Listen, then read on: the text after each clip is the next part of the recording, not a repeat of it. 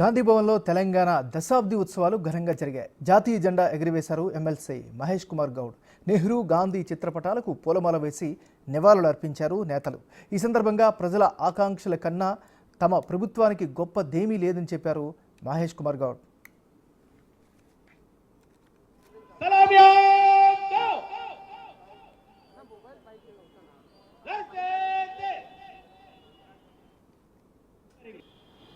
ఒక చరిత్ర, ఈ చరిత్ర జరిగి 10 ఏళ్ళు దాటింది.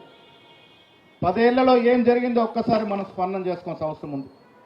ఏదైతే కళ్ళు కన్నారో మన పూర్వీకులు, త్యాగదనులు, ఏదైతే ఆశలు ఆకాంక్షలు తెలంగాణ కావాలనుకున్నారో ఆ తెలంగాణలో 10% కూడా సాకారం కాలంటి పరిస్థితి. ఒక నియంతలాగా తనకు తాను ఒక కోట కట్టించుకొని ఆ కోట నుండి ఫామ్ హౌస్కి, ఫామ్ హౌస్ నుంచి కోటకి ప్రజలతో దూరమై పాలన సాగించిన తీరు కూడా మనం మర్చిపోలేదు. తెలంగాణ కోరుకున్నటువంటి అమరవీరులు ఘోషించే విధంగా ఈ 10 ఏళ్ల పాలన రాజరిక పాలన జరిగింది. ప్రజలు ఎవరు కూడా సంతోషంగా లేనటువంటి పరిస్థితి. అందుకే మిత్రులారా, మొన్న జరిగిన ఎన్నికల్లో సోనియా గాంధీ గారు తెలంగాణ ఇచ్చి కూడా మేము 10 ఏళ్ళు కాంగ్రెస్ పార్టీకి న్యాయం చేయలేకపోయాం. సోనియా గాంధీ గారికి కానుక ఇవ్వాలి. యువకులు రేవంత్ రెడ్డి గారు, బట్టి విక్రమార్క కష్టపడతా ఉన్నారు.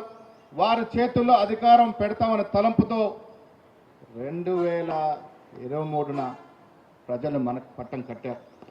కట్టడానికి కారణం సోనియా గాంధీ గారు, ఖర్గే గారు, రాహుల్ గాంధీ గారు, ప్రియాంక గాంధీ గారు. తుక్కుగూడలో ప్రమాణపూర్తిగా ఇచ్చినట్టు 6 గ్యారంటీలు. 6 గ్యారంటీలు ఇప్పటివరకు 5 గ్యారంటీలు ఇచ్చిన ఘనత కాంగ్రెస్ పార్టీది. ఎవరు కూడా 4 నెలల్లో ఇన్ని కార్యక్రమాలు చేసిన ఘనత లేదు. స్వేచ్ఛాయుతంగా ప్రజలు ఇవాళ బతుకుతా ఉన్నారు. ముఖ్యమంత్రి వర్యులు రేవంత్ రెడ్డి గారు వివిధ కార్యక్రమాల్లో బిజీగా జరుగుతూ ఉన్నారు. ఒక్కసారి సెక్రటరీని చూడండి, గాలి కూడా సోకే పరిస్థితి. సెక్రటరీలో ఇవాళ ప్రజలు కుప్పలు తెప్పలుగా వస్తూ ఉన్నారు, విన్నవిస్తూ ఉన్నారు. మంత్రులు స్వేచ్ఛగా సెక్రటరీ నుంచి పరిపాలన సాగిస్తూ ఉన్నారు.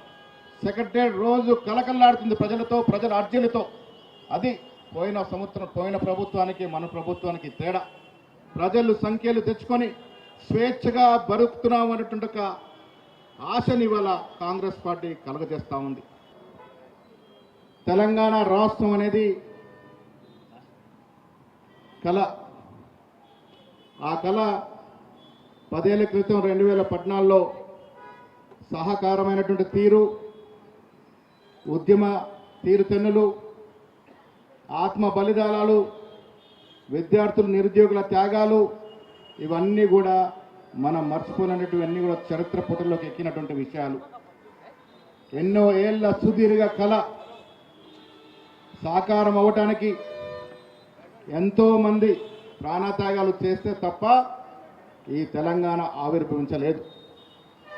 1969లో జరిగినటువంటి తొలి దశ తీవ్రతమైనటువంటి ఉద్యమం కానీ, మలిదశ ఉద్యమం కానీ, ఎందరో త్యాగదనులు నాకు తెలంగాణ కావాలి, నా వచ్చే జనరేషన్స్ తరతరాలు బాగుపడాలి అనేటువంటి తీవ్రమైన ఆకాంక్ష వల్ల ప్రాణాలు సైతం లెక్క చేయకుండా తృణప్రాయంగా ప్రాణాలు వదిలినటువంటి సందర్భం.